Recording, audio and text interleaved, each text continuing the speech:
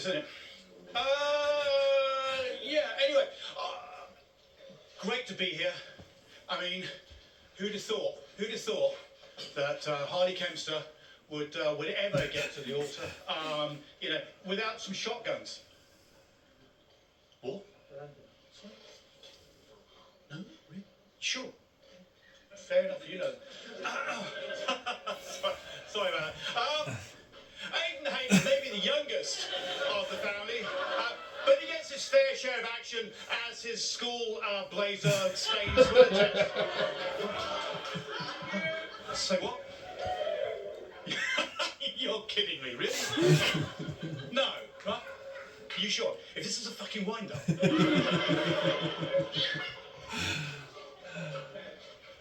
Who knew, right? Brandon Kempster.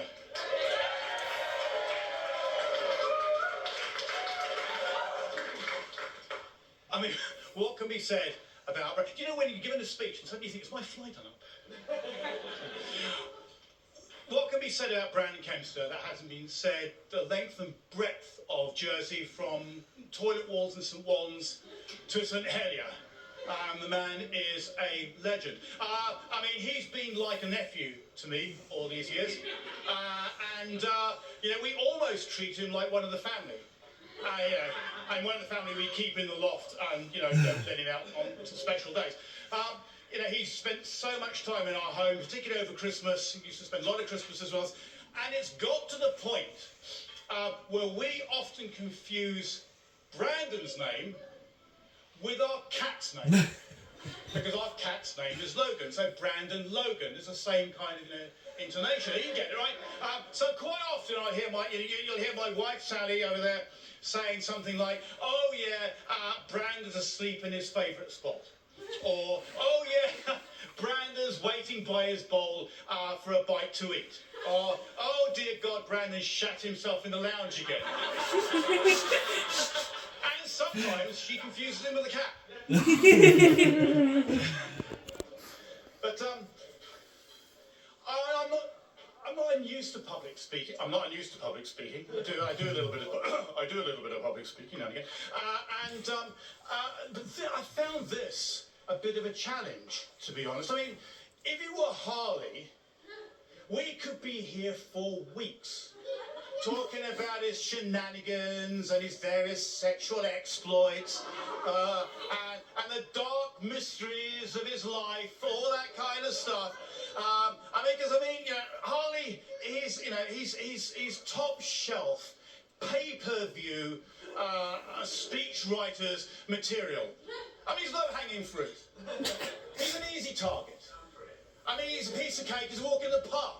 Is Harley. There was a time, just to give you an example, my child here, was on an internship, this is going to go on, was on an internship in Jersey for a year, doing archaeology and digging up, Jersey shizzle, and for various reasons, it could be the cold, it could be all sorts of other reasons, needed a hot water bottle.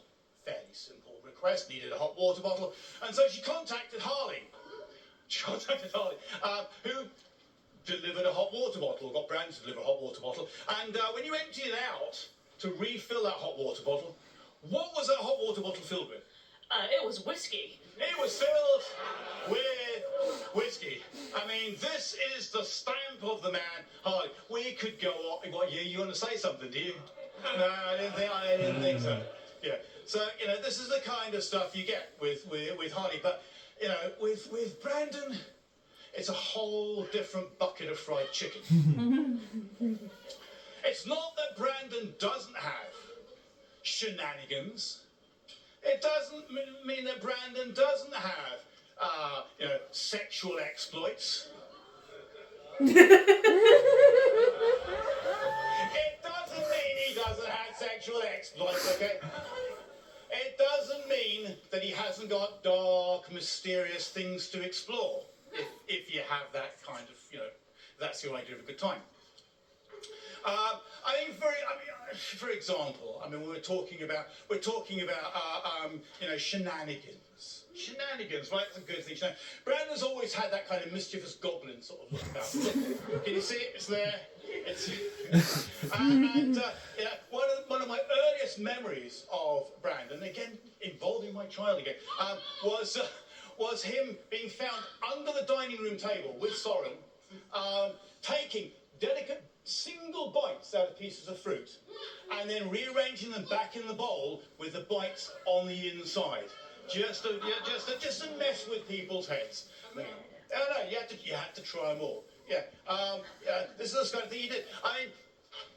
There was a notorious time, and very helpful guy, but it was a notorious time when he decided he wanted to polish your brand new car. And what was his secret ingredient? What do you call it? Slate. He used a piece of slate to polish my mother's brand new car. You can imagine how popular he was back then. Shenanigans, and we do a lot of shenanigans. Brandon and I, we've been used to, every Christmas we film our Christmas special, little film clips and so on, all available on YouTube if you know the address. Available, available after the reception. But a lot of interesting, fun stuff. One Christmas when Brandon couldn't make it here, he sent a 6-foot cardboard replica of himself to our home, which we get out every Christmas, along with the Christmas tree. The 6-foot cardboard Brandon with a top hat comes out every time. An absolute delight. Sally's been trying to get me to get rid of it for years. I can't let it go. I cannot let it go.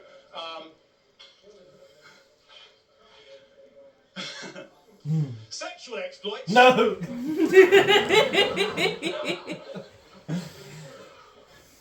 You'll wait for this, right? I'll say it again. Sexual exploits.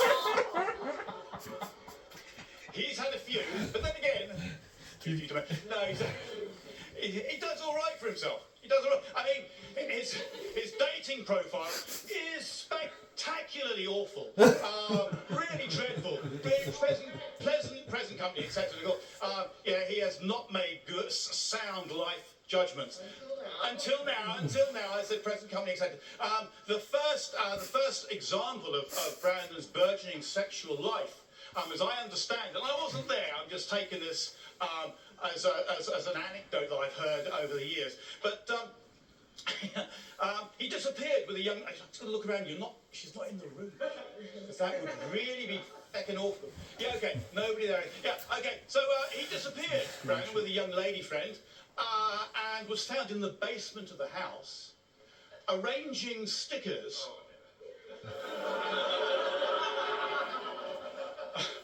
on her private parts. And I'm sure it was a mutual arrangement. But that was the calibre of the guy. And the thing is now, that became his third date move ever since. The whole sticker. So, I haven't got any stickers, but I got some post-it notes which you can take away with you this evening. He was 23. He was 23. And we all do strange things when we're that kind of age, right, Brandon? No comment. Yeah. So, we've all done stuff like that. As far as the dark and mysterious side, the dark and mysterious side of Brandon's life, this is a complicated one. I have asked many people about this aspect of Brandon. Everybody shuts up. Nobody will tell me a thing. Every culture has its own myths and legends and monsters. There's there's the Yeti of Tibet. There's Bigfoot of the Pacific Northwest of America.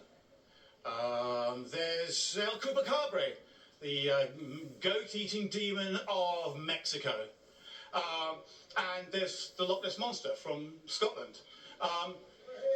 But less familiar, but no less mysterious, is the so-called Alfred Brandon.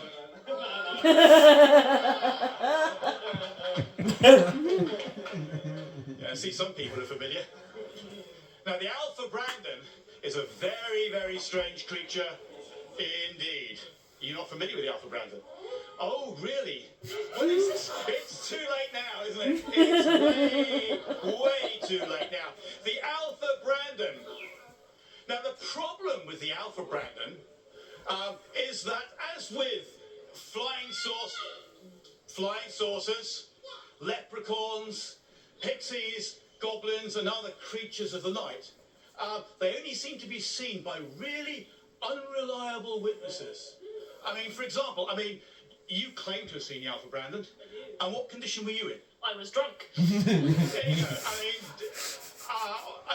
Another apparent witness. You've claimed to have seen the Alpha Brandon. What condition were you in? Howard is a blacksmith anvil. Howard as a blacksmith's anvil, says Harley. This is the problem. Most of these strange creatures tend to be seen by uneducated hillbillies, by the town drunk or the village idiot. And it's the same with the Alpha Brandon of Jersey. The people who tend to have witnessed the Alpha Brandon are St. Wan's farmers, some drunk wandering around St. Helier at 3 o'clock on a Sunday morning, and Harley Kempster. What we can say about the Alpha Brandon, and all of this is speculation and anecdotal information, what we can say is there has been lots of accounts of some shambling creature that takes to the streets on Saturday nights in search of TVRs.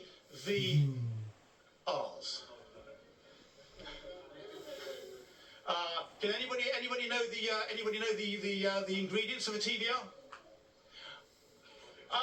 Captain Paul.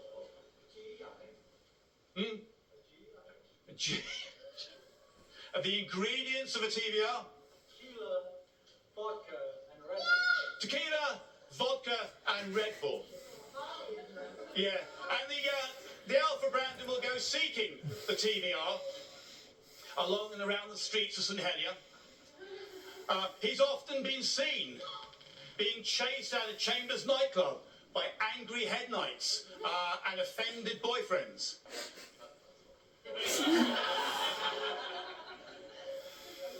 Some people swear that they've seen him sorting through the bins at the back of the Turkish cafe at the Weybridge, looking for leftover bits of pizza and stale curry, only to be seen finally shambling back through the tunnel towards the mists of Hofday Park.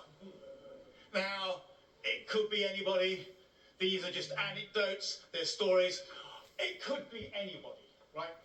It's Brandon, okay? That's what we're talking about. It is actually Brandon. It's the Alpha Brandon, okay? So,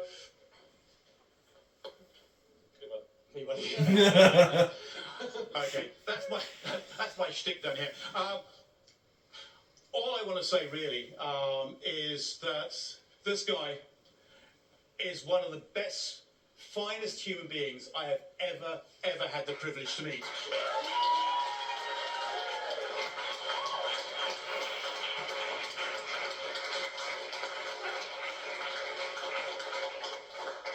He is kind, he is generous, he's thoughtful, he's much smarter than he looks. I'm thousands of years old and he gives me advice. He's one of my closest friends and confidants. I love this guy to bits. You take him away from me and I will fight you. Love you both. And I love you too. So can we all be upstanding with your drink of choice, which could be a TVR if you have to get one, but be careful with it.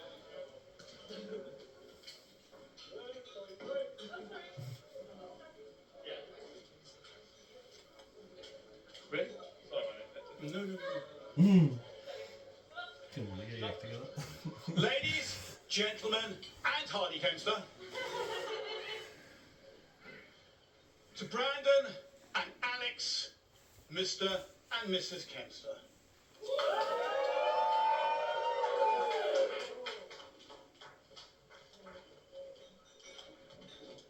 Ladies and gentlemen, give it up for your best man, Mike!